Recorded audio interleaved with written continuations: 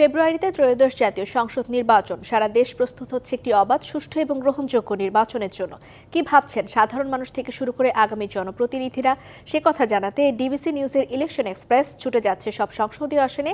আজ আছে সংসদীয় আসন 203, নরসিংদী 5-এ। প্রিয় দর্শক, স্বাগত সিএসআরএম ডিবিসি ইলেকশন এক্সপ্রেসে। আজ আমরা রয়েছি সংসদীয় আসন নরসিংদী 5-এ। আর আমাদের এই আয়োজনে অতিথি হিসাবে যুক্ত হয়েছেন বাংলাদেশ জামায়াত ইসলামী মনোনীত প্রার্থী মাওলানা মোহাম্মদ জাহাঙ্গীর আলম। কথা বলবো তার সাথে, জানবো নরসিংদী 5 নিয়ে তার নির্বাচনী পরিকল্পনা। জনাব জাহাঙ্গীর আলম, আমাদের এই আয়োজনে আপনাকে স্বাগত। আপনার কাছে জানতে চাই, আপনি একজন শিক্ষক পেশায়, আপনি রাজনীতির মাঠে এসেছেন। একজন শিক্ষক হিসাবে যদি আপনি এই আসনে এমপি নির্বাচিত হন, তাহলে আপনি নরসিংদী 5-কে কিভাবে সাজাবেন, কি পরিকল্পনা করেছেন? আসসালামু আলাইকুম রহমতুল্লাহ। স্বাগতম জানাই ডিবিসি নিউজকে, আমাকে আমন্ত্রণ জানার কারণে ধন্যবাদ জানাই। প্রিয় রায়পুরাবাসী, নরসিংদী 5 রায়পুরের সংসদীয় আসনে আল্লাহ রাব্বুল আলামিন যদি আমাকে এমপি হিসেবে, খাদিম হিসেবে কবুল করে, আমার শিক্ষক হিসেবে যে ভূমিকা থাকবে, রাসূল বলেছেন বুইসতু মুআল্লিমাল মাকারিমুল আখলাক, যে আমি শিক্ষক হিসেবে প্রেরিত হয়েছি মানুষের চরিত্রকে সংশোধন করার জন্য। সর্বপ্রথম যে কাজটা থাকবে, অভাবমুক্ত, দুর্নীতিমুক্ত, চাঁদামুক্ত, বেকার মুক্ত সুন্দর একটা রায়পুরা ঘোরার মূল টার্গেট হলো আমার। যেমন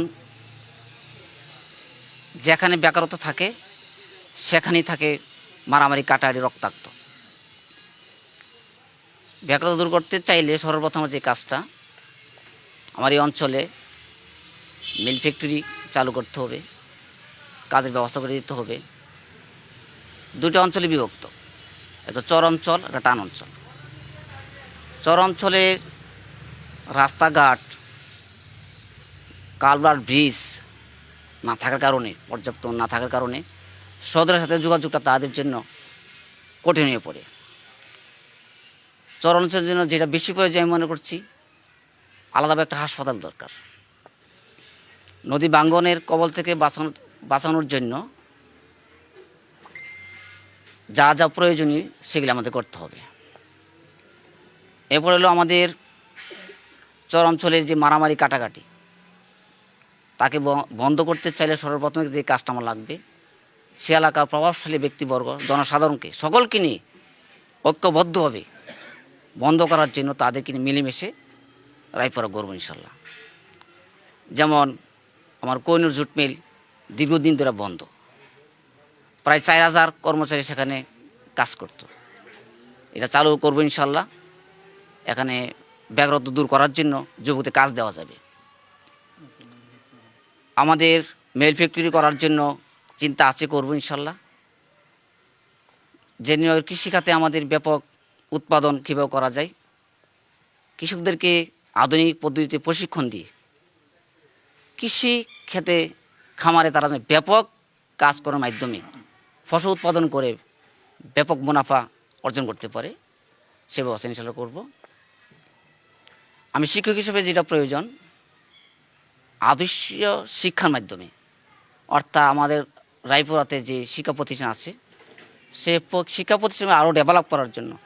নারীর কর্মক্ষেত্র বা নারীর স্বাধীনতার ক্ষেত্রে আপনাদের কোনো ভূমিকা থাকবে কিনা? আল্লাহ রাব্বুল আলামিন আদম আলাইহিস সালাম ও হাওয়া আলাইহিস সালামের মাধ্যমে সারা বিশ্বে মানুষকে ছড়িয়ে দিয়েছে। নারীদেরকে অর্ধাঙ্গনও বলা হচ্ছে। নারী ছাড়া যেমন পুরুষের দাম নয়, পুরুষদের নারীর দাম নেই। এই জন্য ইসলাম প্রতিষ্ঠিত হলে নারীরা সবচেয়ে বেশি গ্যারান্টি এবং সিকিউরিটি পাবে, তারা নিরাপদে তারা চলাফেরা করতে পারবে। যেমন একটা রিউমার ছড়া দেওয়া হয়েছে যে ইসলাম প্রতিষ্ঠা হলে নারীরা তো ঘর থেকে বেরোতে পারবে না, সম্পূর্ণ অযুক্তি, মিথ্যা কথা।